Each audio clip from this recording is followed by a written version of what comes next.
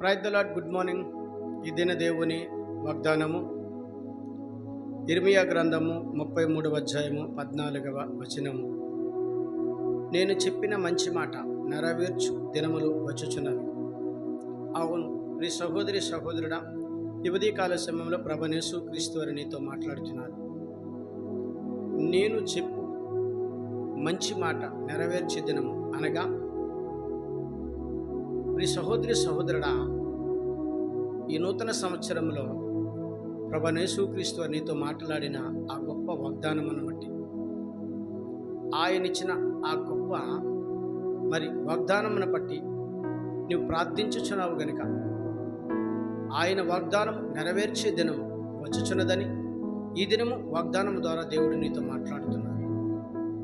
వచ్చుచున్న దేవుడు ఇచ్చుచున్న మాటను బట్టి నీవు దుఃఖపడక బాధపడక, దినములు దొర్లుతున్నవి, వాగ్దానము నా జీవితంలో నెరవేరలేదని చింతపడద్దు.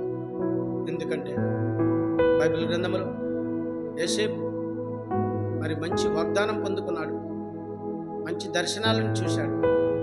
దర్శనములు నెరవేరే వరకు, వాగ్దానం పొందుకున్నంత వరకు సహనము కలిగి, ఓర్పుని కలిగి జీవించి తండ్రి అయిన యెహోవా వైపు ఎదురు చూశాడు కనుక గొప్ప ఆశీర్వాదాన్ని పొందుకున్నాడు. అలాగనని తండ్రి అయిన యెహోవా కుమారునిగా వచ్చి ఈ దినం నీతో వాగ్దానం ద్వారా మాట్లాడుతున్నారు పరిశుద్ధాత్మ దేవుడు. నేను ఇచ్చి వాగ్దానం నెరవేర్చే దినం వచ్చింది కనుక నీవు నమ్మకము కలిగి, విశ్వాసమును కలిగి, ఓర్పుని కలిగి, సహనాన్ని కలిగి ప్రార్థించి స్తుతించగలిగితే నా ప్రియ కుమారుడు కుమార్తె నీ జీవితంలో ఆ వాగ్దానం నెరవేరుస్తానని ప్రభువైన యేసుక్రీస్తు వారి దినం నీతో స్పష్టముగా మాట్లాడుతున్నాను. ఆమేన్. ప్రార్థన చేద్దాం.